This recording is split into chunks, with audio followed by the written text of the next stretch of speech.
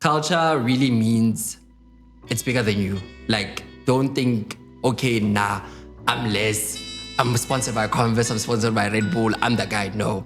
Culture is really, it's gonna outgrow you. Yeah. So the point is not to live forever, but it's to create something that will. What are you gonna create? Love that. That's gonna live longer than you, you know? I want Let's Skate even way past my time.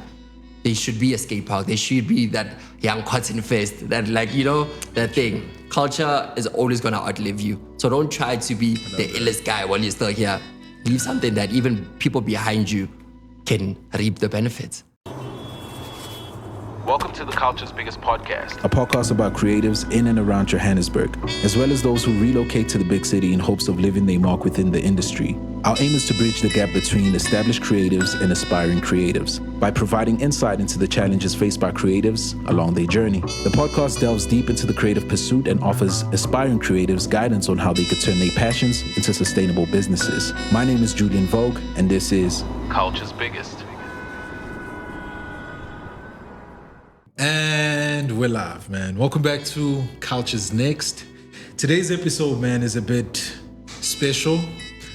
Not only because it's outside of the conventional culture, which is music, videography, events, you know, this is more outside of that barrier, I could say.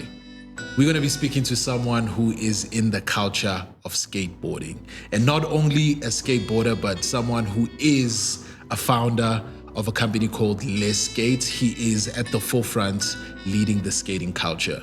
We are speaking to Gareth, aka Lesego. I don't know what to call him, but how you doing, my bro? I'm chilling, man. I'm too blessed to be stressed. Yourself? I'm good, man. Thank you so much for pulling up, man. I don't know, man. Where do we start, bro? You know? Man, but like, thank you for having me. Let's start there. Thank you for having me. I love your space. Shout out, man. Appreciate that.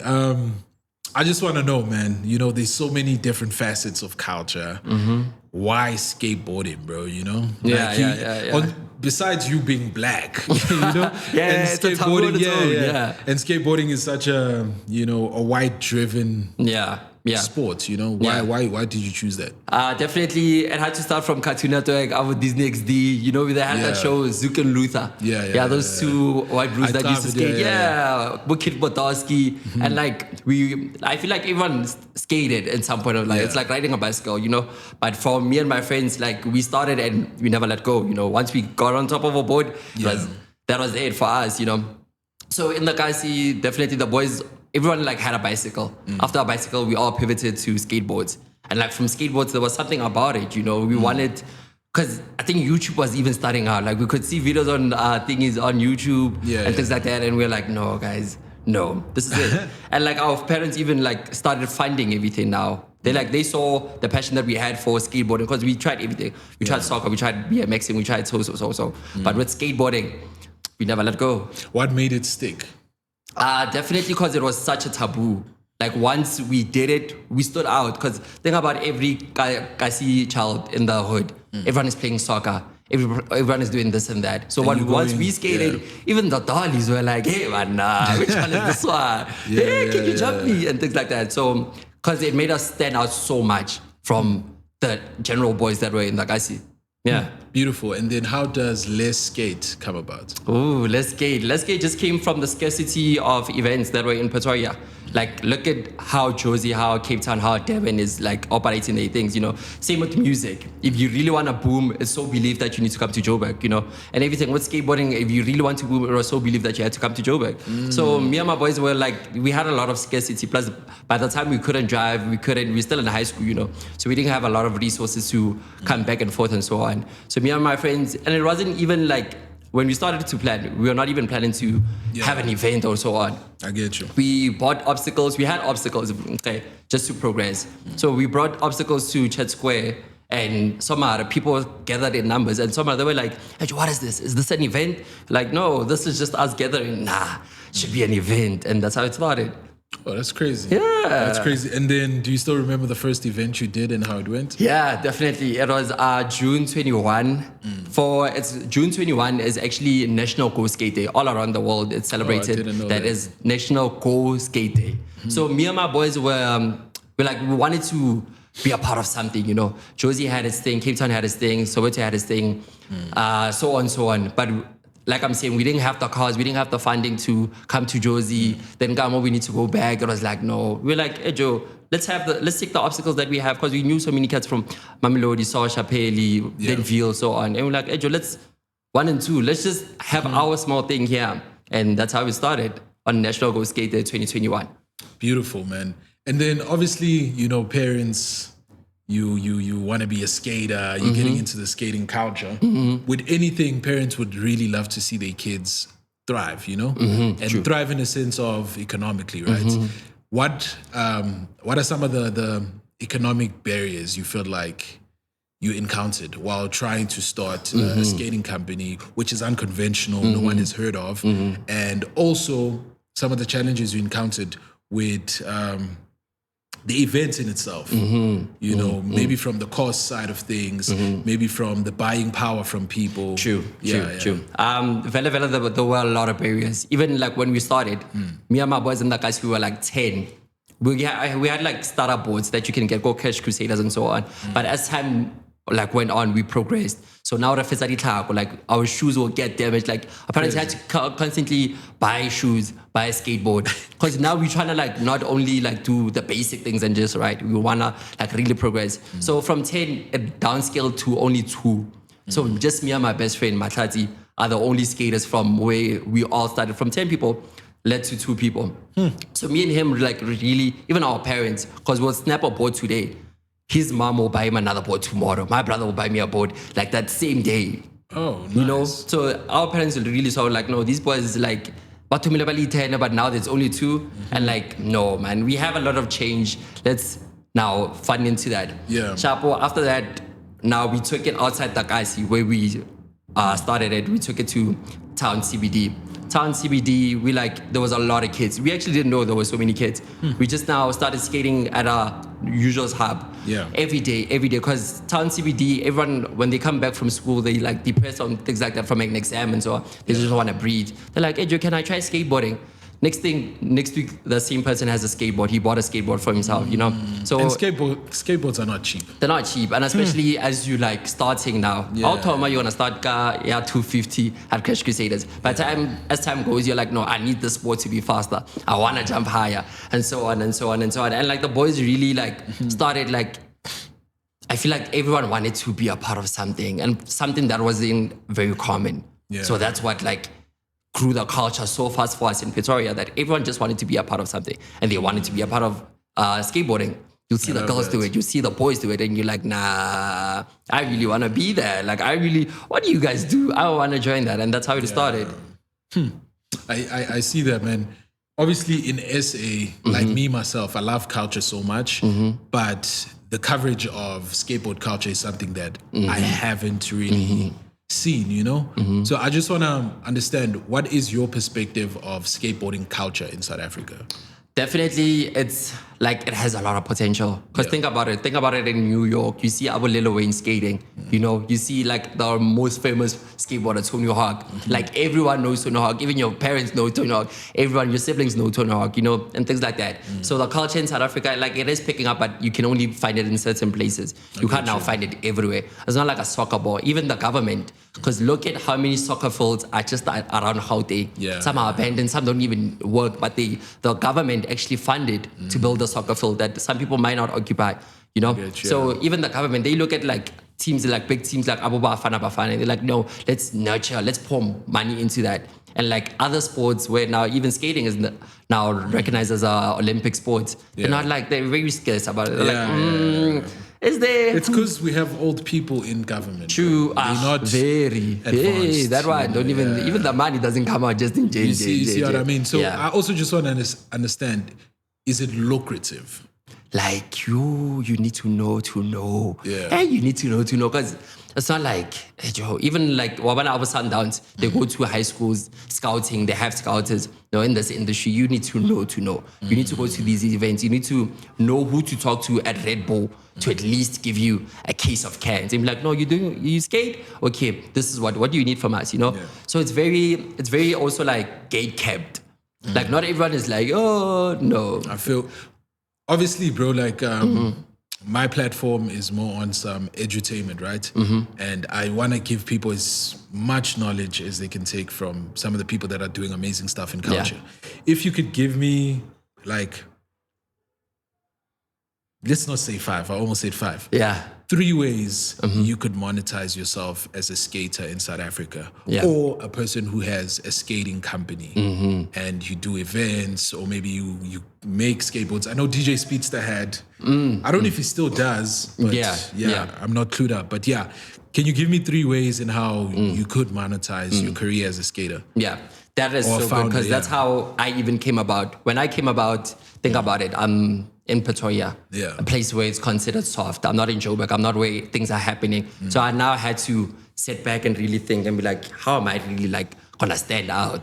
So definitely, I approach brands at my earlier age. Even in my first event, like I approached Red Bull. I'm like, Red Bull, like something, they're like, my boy, who are you? What have you done? Who are you, bro? Like, oh no, so gay. Like, you just want to get from us. So what really helped me and what really made me stand out, I first started by having the whole city behind me. I started in Pretoria. Like, I made sure that everyone in Pretoria knew about us. Everyone in Pretoria saw us, like the culture, the community, because community is so important. And how I got that is through Instagram.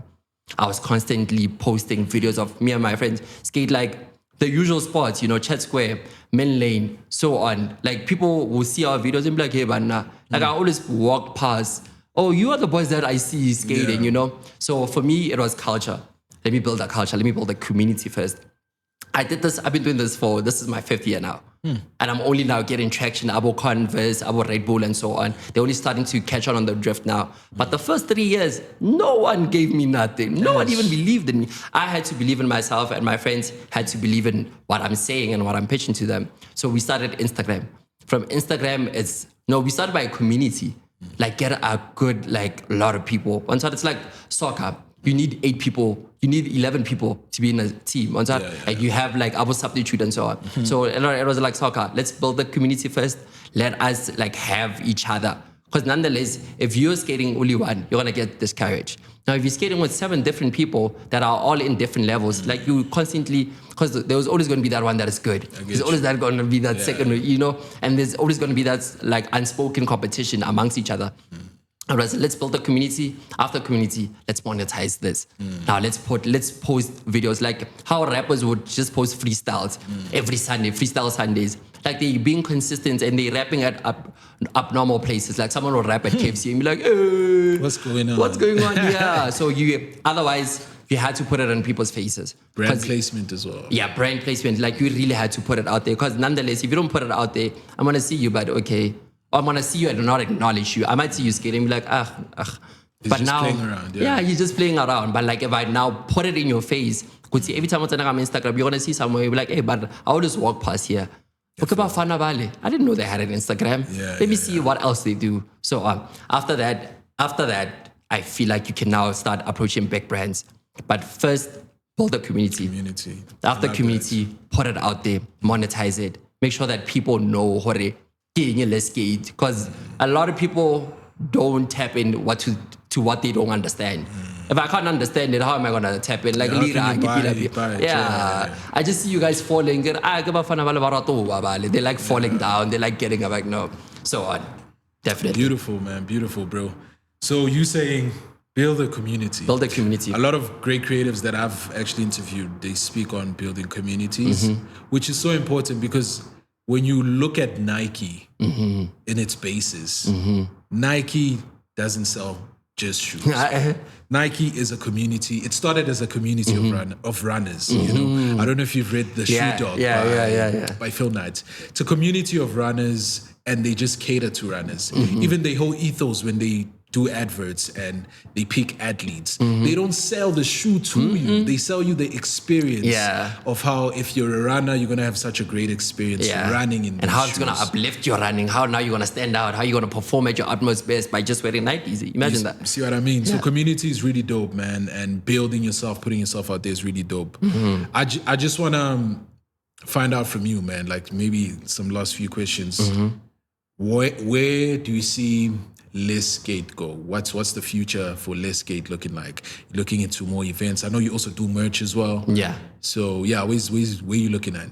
Definitely now that I feel like we do have a name for ourselves, but it's a silent name. It's like a whisper. It's like, let's skate. No, I want it now to be amplified, to be louder. So how do I do that? Because nonetheless, approaching people that are my age, nonetheless, we are like tough age. Like your 20s are very tough because now you're doing so much, you're learning so much, but you soon come into 30. 30 comes with a lot of responsibilities. You need to do a lot now. So now we're no longer looking at our peers. We're looking at the kids back in primary school. So now Let's Skate is now going back to primary schools, you know, because those kids are the same kids that are going to carry the skateboarding long time after I'm done. Because you can't skate forever. Like you really can't. Or we can build a skate park now. We're going to skate it for this good 5 years. After that, we're going to get jobs, you're going to get wives, you're going to get responsibilities. We're no longer going to skate. Who's going to skate that skate park? You know, now with Let's Skate, we're now going back to the old generation. We need to start Goma Tomontomo. We need to start the primary schools. Now we haven't Let's Skate at primary schools where now it's an after school program. I love that. We approach schools, we're like, yo, after school, we like to teach the kids the moral lessons that come with skateboarding. Like, always get back up. Don't let your fall. Like, don't fall and stay down and be like, no, I can't do it. No, come back tomorrow, so on, so on. So we started back at schools, teaching young kids how to skate, how to be comfortable on a skateboard. That's now exposing it out there. After that, now, once they get exposed, we need like stores now, you know, like where people can easily get skateboards, get a truck, get a board, get a shoe, get something like, because now we're going to have so many kids that want to skate, but where can they get these things? Where can they get a cheap, affordable skate park? Where can they get like shoulder things that are, you know, like quality things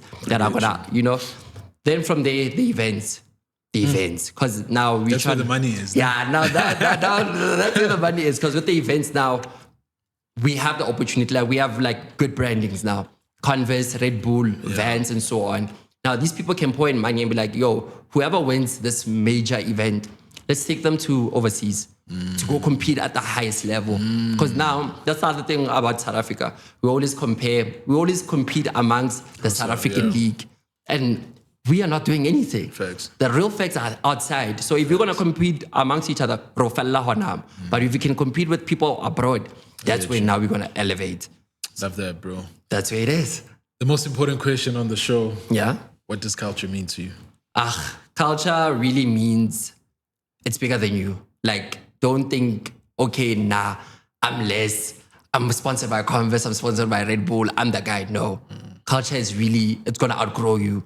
Yeah. So the point is not to live forever, but it's to create something that will. What are you going to create? Love that. That's going to live longer than you, you know? I want Let's Skate even way past my time. There should be a skate park. There should be that young cotton fest, that like, you know, that thing. Culture is always going to outlive you. So don't try to be the illest guy while you're still here.